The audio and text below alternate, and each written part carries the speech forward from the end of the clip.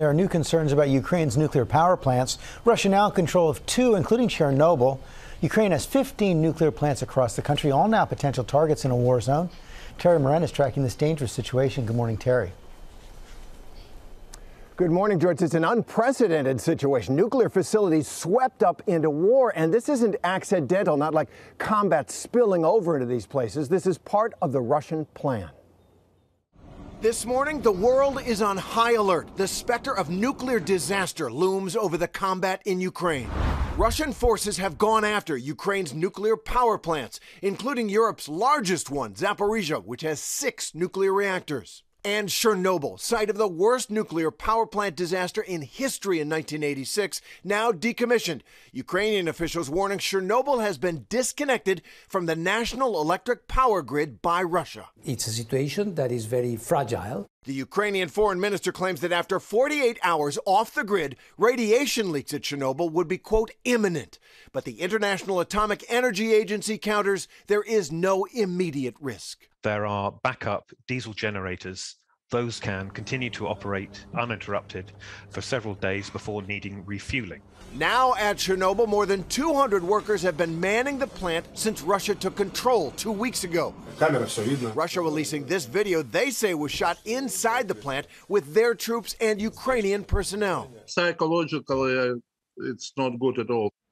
So it's very difficult for them to stay there. They actually switched off internet in there, and all means of communication are switched off. At Zaporizhzhya, a huge nuclear facility, Russia seized control after a pitched battle, and now Ukraine's energy minister claims the workers there are being held hostage. Russian occupation forces torture the operating staff of the Zaporizhzhya nuclear power plant. The safety of both facilities depends on the well-being of their workers. I think the concern is over ensuring the security and safety of the facilities in the Ukraine in the long term.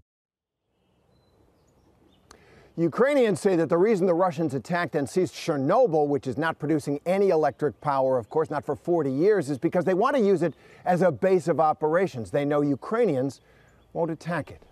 George? Okay, Terry, thanks. Let's bring in our military analyst, retired Colonel Stephen Gaynor. And Steve, let's begin with that situation at the nuclear reactors. You saw the IAEA official downplaying the meltdown threat. How worried should we be?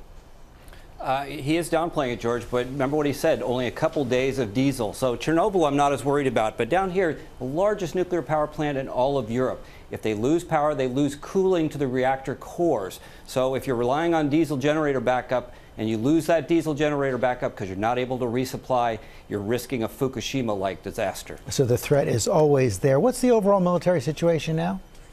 Still fairly static, George. It hasn't changed much as we've been talking over the past week. In fact, the Russian Air Force is actually flying less than they have been in the past few days. So the terms and conditions on the battlefield have not changed, which is why the negotiations are going so poorly between the two countries. Well, that's what I wanted to follow up on. We saw the foreign ministers meeting end with no progress at all, some bad-mouthing by both sides coming out of the meeting, but they also both said that there would be a 4th round of negotiations in Belarus. So is there still life in the diplomatic process?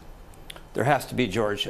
We know that the Russians are not going to achieve their political goals in the Ukraine. The Ukrainian military is not going to defeat the Russians, and so something has to happen on the battlefield where one side is going to be able to have the negotiating advantage and force the other to accept terms that they don't want.